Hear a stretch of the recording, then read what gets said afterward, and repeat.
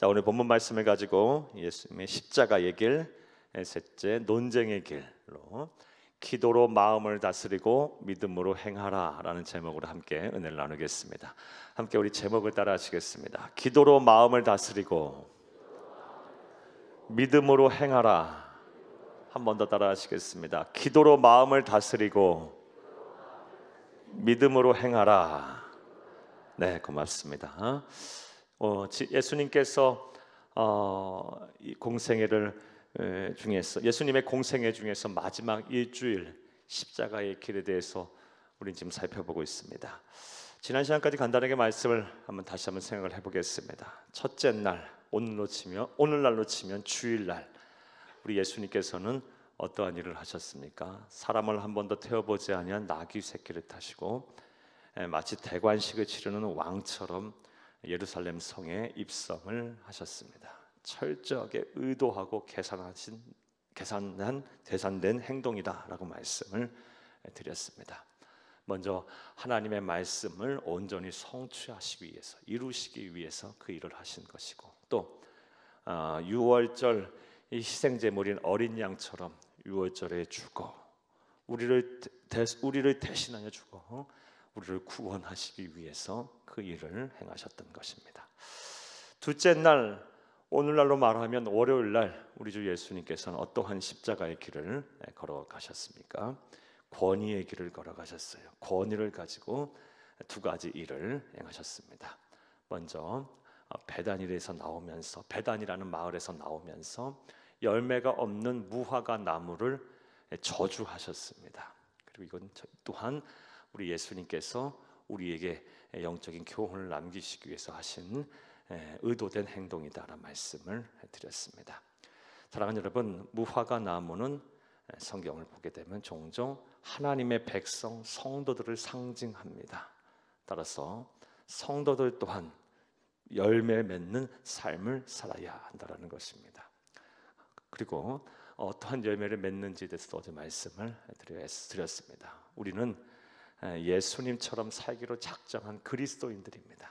따라서 예수 열매를 맺어야 합니다. 먼저는 예수님의 성품의 열매, 성령의 9가지 열매, 사랑, 희라, 화평, 자비, 양선, 충성, 오래 참음, 온유, 절제, 이 9가지의 열매, 갈라디아서 5장 22, 23절의 열매를 꼭 맺으시기를 간절히 바랍니다. 또 예수님의 성품의 열매뿐만 아니라 예수님의 사역의 열매도 맺어야 합니다. 우리 주님께서는 그 어떤 일보다 영혼 구원, 전도하는 일에 열심을 다하셨습니다.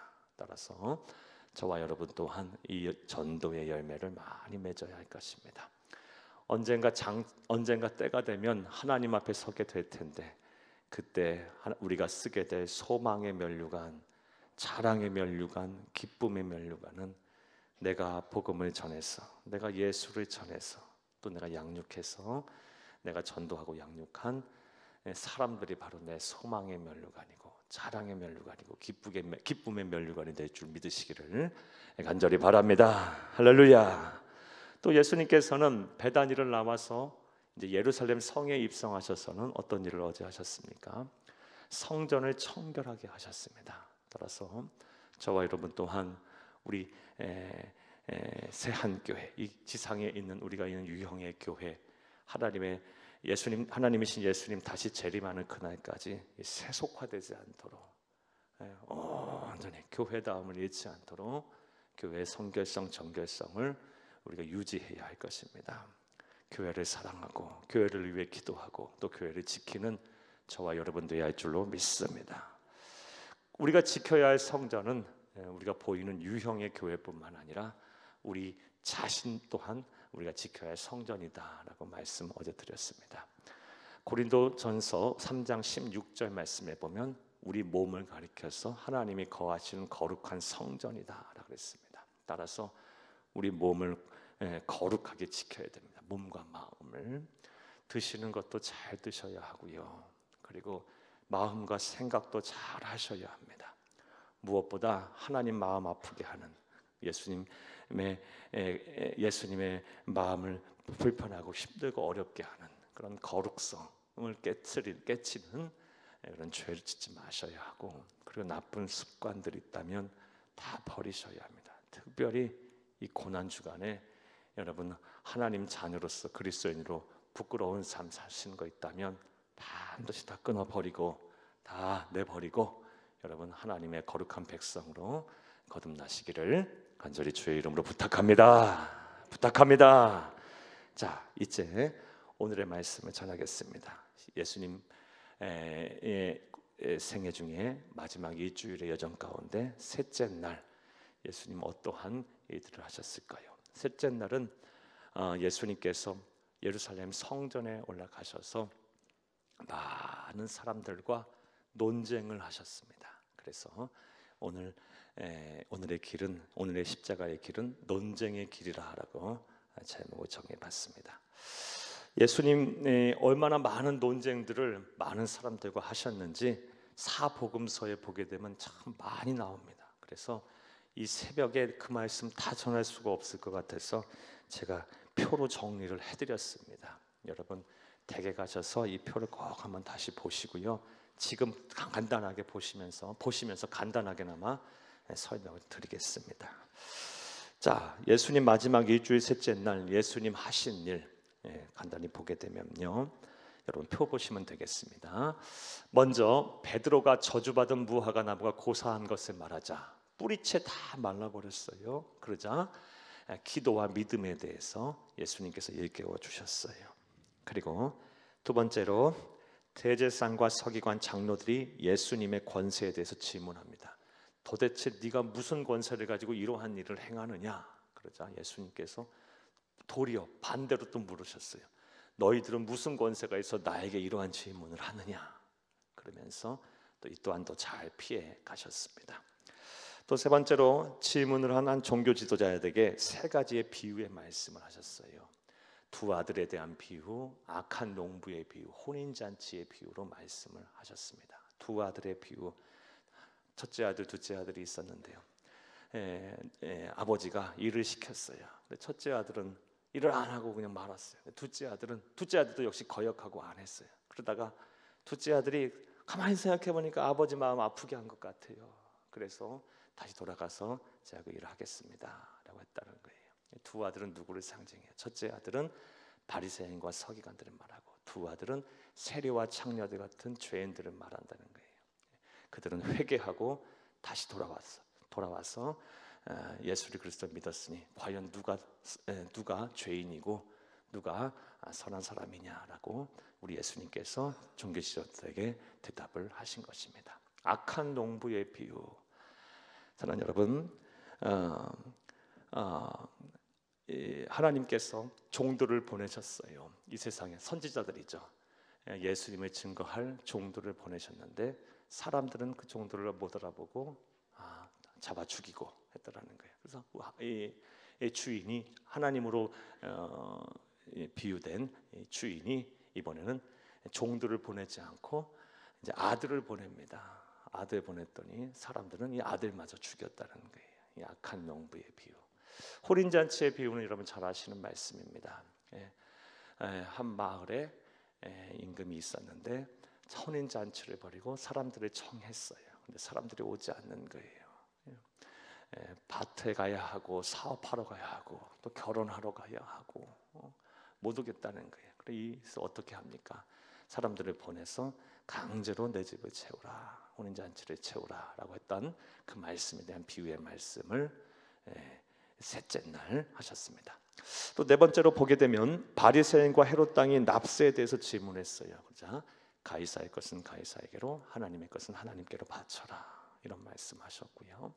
또 다섯 번째로 사두개인이 부활에 대해서 질문합니다. 참 여러 사람들이 예수님에게 질문하고 또 예수님과 논쟁했죠. 부활 때는 장가도 아니 가고 시집도 아니 가고 하늘에 있는 천사와 같게 된다라는 말씀을 예수님께서 하셨습니다. 이번에도 바리새인들이 또 질문을 합니다. 계명이 무엇이냐? 하나님 사랑, 이웃 사랑하는 것이 하나님께서 하나님 온 율법과 선지자의 강령이다. 이거보다 더 큰 계명은 없다라고 말씀을 하셨습니다. 또 일곱 번째로 예수님이 바리새인에게 메시아에 대해서 질문을 했어요. 메시아는 어떤 사람이냐라고 물었더니 또 다윗에 대한 이야기를 이 바리새인들이 합니다. 그러자 예수님께서 바리새인들에도 이런 말을 해요. 다윗도 나를 가리켜 주라 그랬다. 이런 말씀을 하시면서 예수님께서 창세전부터 지금까지 계시는 하나님의 아들이자 메시아임을 말씀을 하셨습니다. 여덟 번째로 바리새인과 서기관을 이번엔 징계하시고 경계하시고 징계하시고 7가지 화를 말씀하십니다. 화 있을진저, 화 있을진저 하시면서 그 예수님, 그 온유하고 겸손하신 분이 이 외식하는 이 바리새인과 서기관들 향해서 아주 무섭도록 책망을 하셨습니다. 자, 그 다음에 9번째로 자기 땅에 오셨지만 영접하지 않는 제자들과 백성들을 향해서 막 탄식하셨어요. 속상해하시면서.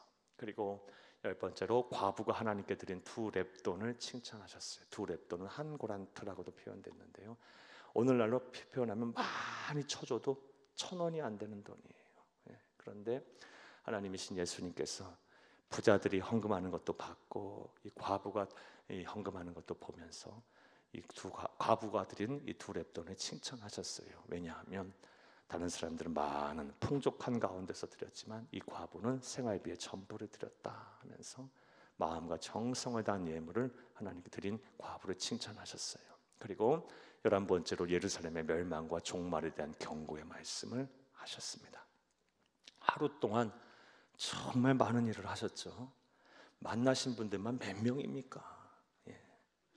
사랑하는 여러분, 우리는 이러한 예수님의 셋째 날의 행보를 통해서 우리 그리스도인들이 세상을 사는 동안 우리가 하는 일에 대한 태도와 자세를 알 수가 있어요. 어떤 태도와 자세를 가지고 세상 일을 해야 할지, 무엇보다 하나님이 우리에게 맡겨주신 이 사명, 우리가 해야 할 주의 일을 어떠한 태도와 자세를 가지고 해야 하는지를 잘 알 수가 있습니다. 오늘은 그 말씀을 여러분에게 좀 드리며 은혜를 나누겠습니다. 그런 시간 되기를 간절히 바랍니다.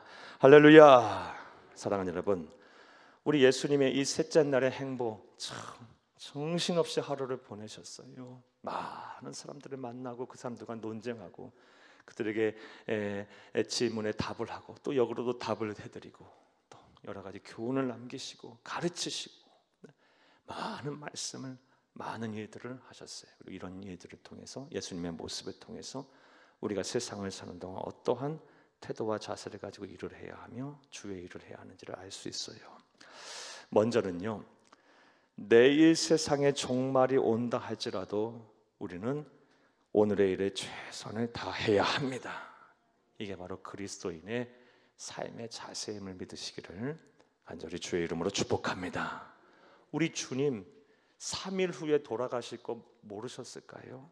하나님이 왜 몰라요? 아세요. 이번 주간에 작정하고 죽을 것을 예비하시고 이들을 지금 하고 계시는데요, 3일 후에 십자가에 달려 죽으실 것을 다 아시는 상황 속에서도 지금 무슨 일을 하고 있어요? 아침부터 밤늦은 시간까지 예수님 그냥 하시던 일을 그냥 열심히 하고 계세요.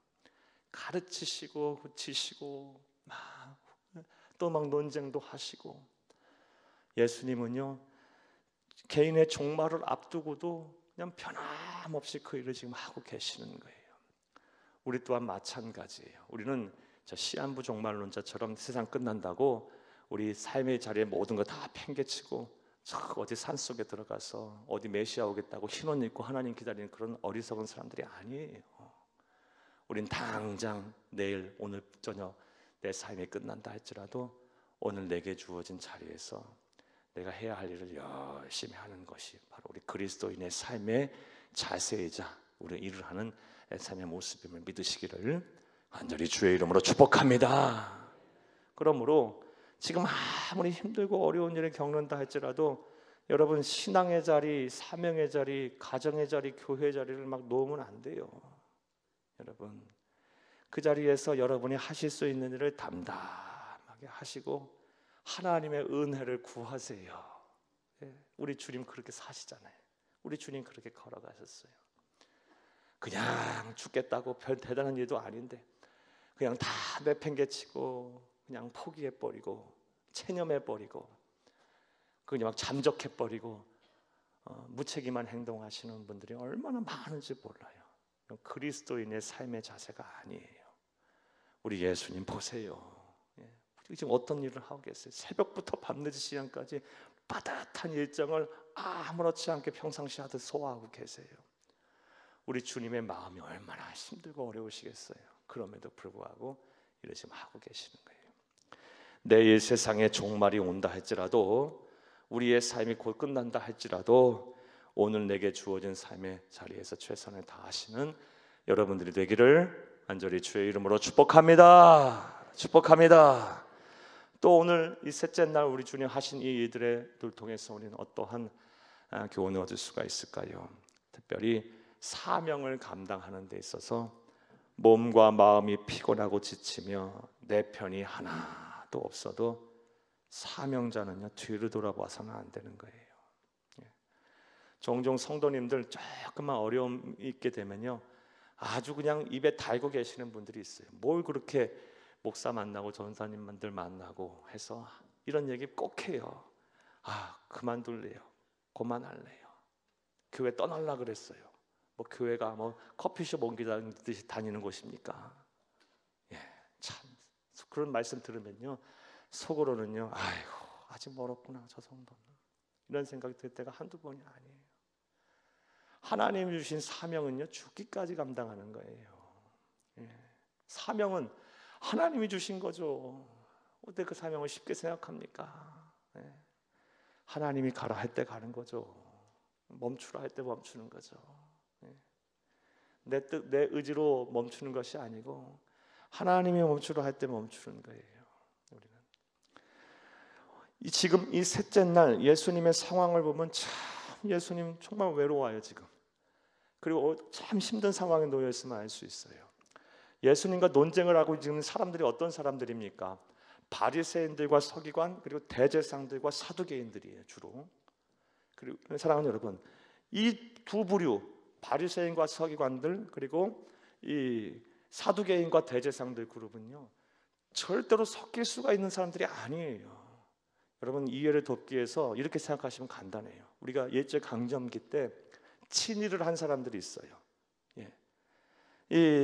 지금 세상이 이러니 어쩔 수 없다라고 생각해서 현실에 그냥 현실과 타협을 해서 뭐 이렇게 불의가 됐든 뭐가 됐든 간에 현실에 타협한 사람들이 있고, 아니다 끝까지 우리는 자주 독립을 이루어야 되고 민족적 긍지를 가지고 민족주의로 살아야 된다, 이런 부류의 사람들이에요.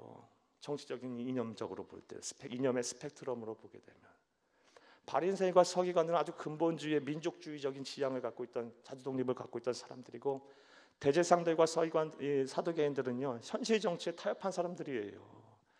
물과 기름 같은 사람들이에요. 무엇보다 신학적인 노선이 완전 달라요. 사두개인들은요 이 부활이 없다고 믿어요. 내세가 없다고 믿었어요. 그리고 이 바리새인과 서기관들은 아주 근본주의적인 신앙으로 내세관이 철저했고요. 절대로 하나가 될 수 없는 사람들이에요. 반드시 하나가 죽어야 될 사람들인데요 예수님 잡아 죽이는데 어떻게 마음이 이렇게 하나가 됐을까요? 예수님 편이 없어요. 사랑하는 여러분, 심지어 사도 바울 같은 사람도 바리새인이었기 때문에 나중에 사도 바울이 바리새인들에게 지지를 받아요. 그것을 교묘하게 이용해서 그 어려움을 피해 나가요. 사두개인과 바리새인들의 그런 갈등을 속에서 교묘하게 어려움을 벗어나는데 우리 예수님에게는 편이 없어요. 한 마음 한 뜻이 돼서 다 예수님을 잡아 죽이려고 하고 있어요. 하나도 없어요. 그럼 제자들이라도 온전해야죠. 아니요. 이 시점에서 제자들은 지금 뭐 하고 있어요? 하나님 나라에서 누가 큰 자냐, 자리 다툼하고 밥그릇 싸움하고 있어요 지금요. 우리 예수님의 마음은 썩어 들어가는데 힘들어 죽겠는데, 그런 상황 속에서 예수님은요 사명의 길을 그래도 또박또박 걸어가세요. 십자가의 길을 마다하지 않고 그냥 그렇게 걸어가고 계세요. 보세요 오늘 하루의 일정을요, 셋째 날의 일정을요. 이게 지금 힘들어 죽겠는 사람의 모습입니까? 내 편 하나 없어서 막 외롭고 막 두렵고 막 염려와 근심 속에 살아야 될 사람의 일정의 모습이에요? 아니잖아요. 이렇게 담대할 수 있어요? 예수님은요 사명자의 표본을 우리에게 보여주고 계세요. 몸과 마음이 피곤하고 지치고 내 편이 하나도 없어도 사명자는 뒤를 돌아보는 사람들이 아닌 거예요. 묵묵히 맡은 자리에서 자기 자리 잘 지키면서 그 사명의 길을 걸어가시는 저와 여러분 되기를 간절히 주의 이름으로 축복합니다. 자, 그렇다면 이러한 생각도 해보게 돼요. 어떻게 예수님은 이것이 가능했을까? 하나님이기 때문에 이러면 아무런 대답을 할 수가 없어. 하나님이기 때문에 한다면 하나님은 우리의 모든 것을 초월하시는 분이시기 때문에. 그러나 분명한 사실은 예수님은 이 세상 오신 인간, 우리와 똑같은 인간이시기도 하셨어요. 하나님이신 동시에 인간이셨어요. 그렇다면 어떻게 죽음을 앞두고 자기 편, 당신의 편 하나도 없고 오히려 막 그냥 한두 사람도 아니고 온 그냥 바리새인과 서기관 대제사장들과 사두개인 심지어 로마 정부 모든 사람들이 그냥 합세해서 예수님을 죽이려는 이 상황 속에서도 그 마음과 생각이 참 힘들고 어려웠을 텐데 어떻게 예수님이 이 사명을 온전히 감당할 수 있었을까? 그 답을 본문에 보면 본문을 통해서 한번 찾아볼게요. 여러 말씀 찾을 수 있는데 여러분 마가복음 11장 24절을 함께 보겠습니다.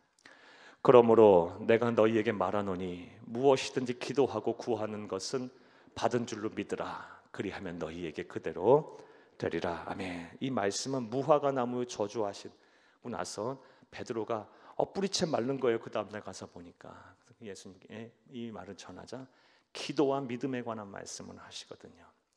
느닷없이 기도와 믿음에 관한 말씀을 하셨어요. 마지막 날. 그러니까 예수님의 마음속에는 이게 계속 있는 거예요.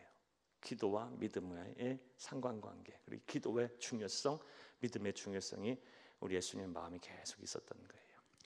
사랑하는 여러분, 어떻게 죽음을 앞두고 또한 제자들의 배신을 바라보며 무엇보다 막 힘들고 어려울 텐데 사명 감당할 수 있었을까? 아무렇지도 않게 삶의 자리를 지키고 있었을까? 답부터 말씀을 드리면 그럴 때마다 기도로 마음을 다스렸던 거예요. 그리고 믿음으로 행했던 거예요. 사랑하는 여러분, 우리 그리스도인도 마찬가지예요.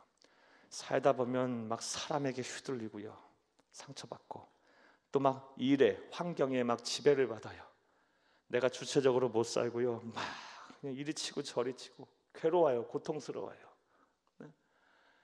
그래서 막 일하는 것도 싫고 무엇보다 주일하긴 더 싫고 막 이럴 때가 있어요. 주신 사명은 뭔지 분명히 알겠는데 이럴 때는요 마음과 생각을 지켜내야 돼요. 뭐로? 기도로 마음을 잘 다스려야 돼요. 그리고 나서 믿음을 가지고 행하는 거예요. 어떤 믿음? 이런 상황도 속히 하나님과 함께하라면 넉넉히 이기게 하시리라. 반드시 이기게 하시리라. 이런 때도 반드시 지나가리라. 이전 영광보다 나중 영광이 더 크리라. 이런 믿음을 가지고 이겨내는 거예요. 여러분 한번 따라해 보세요. 기도로 마음을 다스리고 믿음으로 행하라. 하나님의 나라 가는 그날까지 이 말을 꼭 잊지 마세요. 기도로 마음을 다스리고 믿음으로 행하라. 오늘 저와 여러분이 들어야 될 하나님의 음성이에요. 예수님의 삶에 이랬으면요, 예수님 죽기 직전에 행하셨던 겟세마네 동산에서 하셨던 기도를 통해서도 알 수 있어요. 여러분 마태복음 26장 이 38절 한번 보겠어요. 39절까지. 이에 말씀하시되 내 마음이 매우 고민하여 죽게 되었으니 너희는 여기 머물러 나와 함께 깨어 있으라 하시고. 아멘. 잠깐 여기까지만 보겠어요. 38절 다시 보여주세요. 여러분, 이 말씀 겟세마네 동산에서 기도하시러 가셔서 베드로와 세베대의 두 아들들 요한과 야고보를 동행하시고 이제 기도하시러 가셨는데 예수님 지금 마음이 어떻다고 계세요? 내 마음이 매우 고민하여 죽게 되었다. 예수님도 이런 말씀하시고 계시잖아요. 지금 마음이 힘들다고. 나 죽겠네. 이건 우리만 하는 말이 아니고요, 예수님도 하시고 계세요. 힘드니까. 하나님이신 동시에 이 세상에 인간이셨기에. 그럼 그 마음을 다스려야 되잖아. 기도하러 가신 거예요. 그래서 혼자 감당하기 너무 힘드니까 평상시에는 혼자 가셨는데 둘을 더 데리고 가서 너희는 여기 머물러 나와 함께 깨어있으라 하시고 기도하자. 39절 읽겠어요. 조금 나아가서 얼굴을 땅에 대시고 엎드려 기도하여 이르시되 내 아버지여 만일 할만하시거든 이 잔을 내게서 지나가게 하옵소서. 그러나 나의 원대로 마시옵고 아버지의 원대로 하옵소서 하시고, 아멘. 나의 원대로 마시고 아버지의 원대로 하옵소서. 이런 기도는요, 믿음 없는 사람은 못해요. 그렇죠? 하나님께서 알아서 잘 하게 하실 거라는 믿음이 있기 때문에 나의 원대로 마시고 아버지의 원대로 하라고 하시죠. 예? 그러니까 기도로 마음을 다스리시면서 나의 원대로 마시고 아버지의 원대로 하시옵소서. 사람이요, 믿음이 없고 너무 힘들고 어려우면요, 이런 기도 못하고요, 내 원대로 해달라고 기도하죠. 기도로 어느 정도 마음이 다스려지니까 나의 원대로 마시고 아버지의 원대로 해달라는 믿음의 기도가 나올 수 있는 거예요. 여러분, 살다 보면 별일도 다 있을 거예요.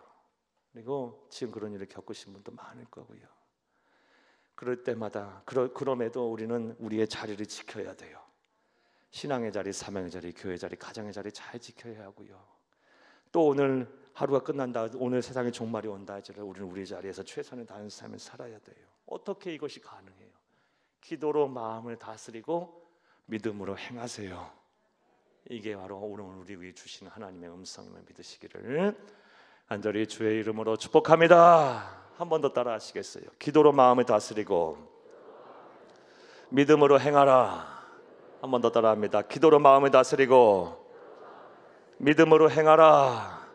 이렇게 사시는 여러분 되기를 간절히 주의 이름으로 축복합니다. 축복합니다.